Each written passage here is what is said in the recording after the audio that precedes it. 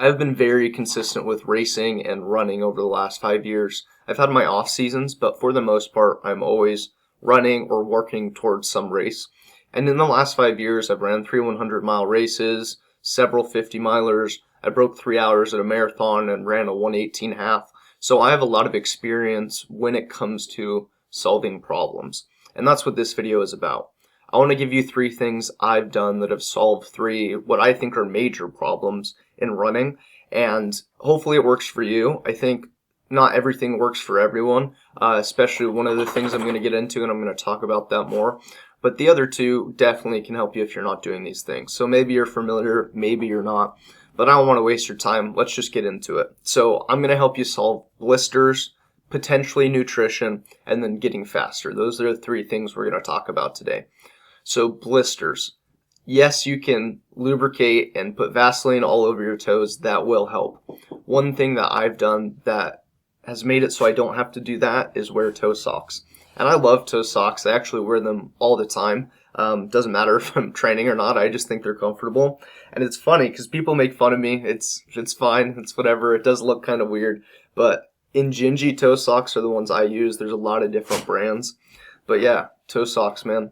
I swear by them, and as soon as I started wearing them, I reduced my blisters by like 98%. I still get blisters on 50 and 100-mile races, but I don't think you can really avoid that. I think it's bound to happen. But long runs, just typical easy runs, short runs, I don't get blisters on them. And you could add Vaseline on top of that to try and, help with any friction or reduce the blisters. But I believe it's just because you have this extra layer, or really two layers between your toes. So I never really got blisters on my heels. Well, I guess I kind of did, but I wear Ultra shoes and those seem to work for me. But as far as your toes go, you have these extra layers between your toes so your skin's not rubbing up against each toe. And I think that's a big part of why blisters happen. Yes, you could jam your toe into the front of your shoe, but then you probably just need to find a better fitting shoe.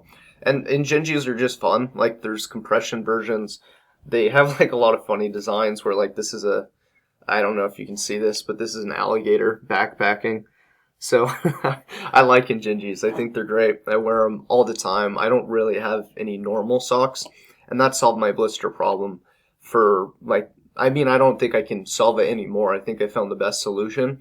And if you don't have good shoes or shoes that fit your foot better, or maybe you have bad form, those can contribute. But I've worked on finding the right shoes and having good form as a runner. So toe socks are going to help you. And yeah, you can get made fun of with me because I just take off my shoes and people notice them and think they're funny, but I don't have blisters. That's funny too. So the toe socks are going to help with blisters. Now let's talk about a little bit of nutrition conversation, and it should go without being said that you have to figure out what works for you, and you have to try things, and what I consume may not be good for you. Personally, I think nutrition, a lot of it is like genetics in a way, or like what your ancestors grew up eating. So it would make sense that certain cultures that ate a lot of rice, that would, digest better for them versus dairy and bread and all those things. I don't think there's a one-size-fits-all diet. And so you got to experiment and find out what works for you, and maybe look into like your ancestry or what kind of foods your ancestors have ate in the past. Now, when it comes to nutrition, a big problem I've had in the past is getting nauseous. Sometimes in shorter runs, but specifically as I get into the ultra distances. The first 100-miler I finished and the first 50-miler I finished, I was incredibly nauseous. And I think a lot of it came down to the types of gels I was using. For me, at the time I was using, I can't even remember, it's been so long. I think it's the GU ones, GU, I think that's what they're called. And maybe a Roctane one, something like that. And they made me nauseous and sick. But I just thought that came with the territory. I just thought that's like inevitable in ultras, which, yeah, maybe to some degree that's true. But I was getting more nauseous than I currently am now when I switched the gels that I use. So obviously a lot of food and heavy, calories and stuff like that is good when you're running a 100-mile race. So I'm going to eat whatever I can, whether it's a potato or crackers or or fruit snacks or whatever.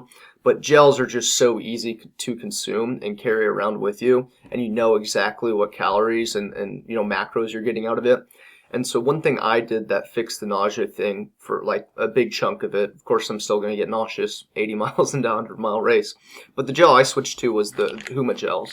So I think these are better tasting than what I've tasted in the past and better consistency, so I'm less likely to vomit, and they just are easy to eat and consume. And so Huma gels are awesome. Of course, they have tons of different flavors. I think this one has 25 carbs, 5 grams of protein, or maybe that's half a gram of protein. I don't know. I don't focus on the protein. A lot of sugar. So I like Huma gels, and depending on the race, I take one every 45 minutes, every hour, sometimes less, sometimes more. But my favorite one is actually the apples and cinnamon Huma gel. I think this one's really good. And then, of course, they have caffeine in some of them. So this helped me with nausea, a big chunk of it. Sometimes I drink a drink that makes me sick or whatever, but those gels were absolutely making me nauseous and sick. It's something about the consistency or maybe what's in it. But the Huma gels, there's chia seeds in them. I think maybe a little bit more natural and better for you. It works for me. So maybe you've tried them and they don't work. I don't know what to tell you. You'll just have to keep experimenting and finding what works for you. But yeah, the Huma gels have helped me a lot. Now let's talk about that third problem, getting faster. And there's a lot of things that help contribute to getting faster. One thing that's just incredibly simple that people neglect is, are you recovering enough? Because if you don't recover, you don't build back up, and you don't truly integrate the stimulus.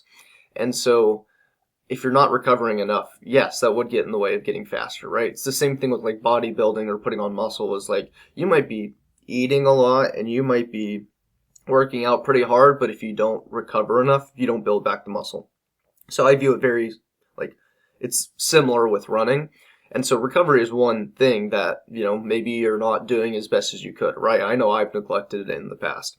But one thing that I think is probably the most impactful as far as me getting faster is training by heart rate zones. This is pretty common or popular out there to talk about. I think training by heart rate zones is essential. A lot of people that follow this channel right now are a little bit newer to running and may have not heard anyone talk about this. And I didn't hear about this until maybe a year or two into running. I think this saves you a lot of time and also reduces your risk of injury. So let's talk about heart rate zones. Heart rate zones, there's basically 5 of them. I've seen some people talk about 6, which is like the top end. But anyways, I go by 5 heart rate zones. And there's several different ways to calculate this. But most running watches, you can do a fitness test and it'll give you a rough estimate of what your zones are. But zone 1 and zone 2 would be kind of easier training, right? Slower or lower heart rate, really. And then zone 3, which I've heard people say is a dead man's zone. I don't really train a whole lot of zone 3, but I don't know. It's one of those mixed things where you hear people swear by it.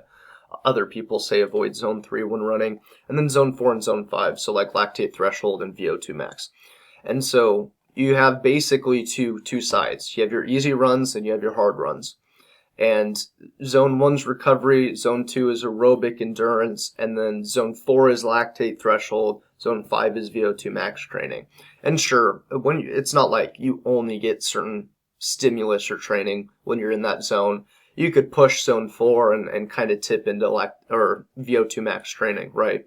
But here's the thing I want to hit when it comes to heart rate zones is when you do most of your runs easy, and people say easy, but it's not easy. Easy means zone 2, zone 1 running.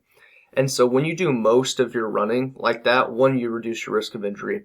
2, you build very good volume and base in the sense of over enough time, your heart rate zones, you get faster at the same heart rate zone. That's how I need to put it, is you get faster at the same heart rate.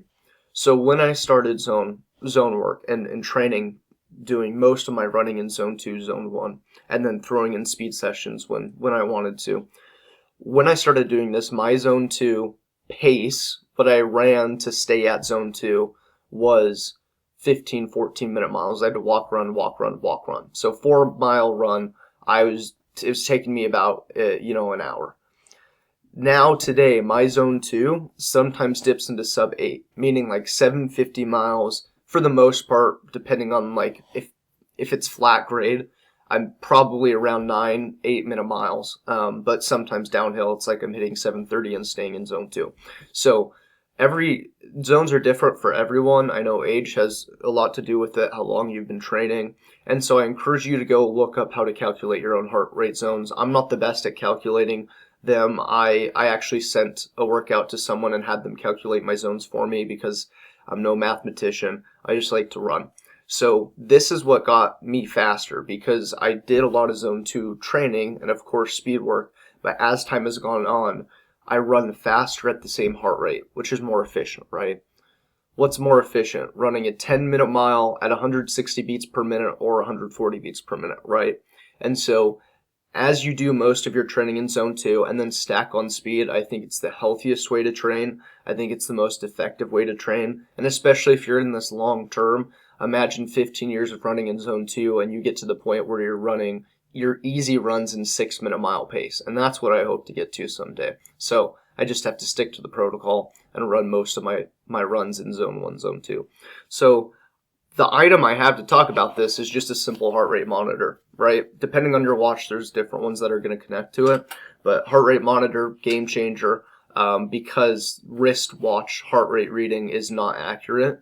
I think time and time again when there's studies that I've seen or heard people mention, it's just not as accurate as a heart rate monitor. So I use a chest one. I've seen some armband ones, and I've heard they're a little bit more comfortable. I just haven't pulled the trigger and bought one yet. So that's the third thing that solved this problem of how do I get faster, or maybe the problem of not getting faster. Heart rate zone training, I think, is one of the biggest things that has helped me get to where I am. For example, when I set the 50-mile course record a couple years ago, I ran an 8:35 average pace. So I ran 50 miles in 7 hours and 11 minutes. And a lot of that was in zone 2 because I was just able to maintain that pace.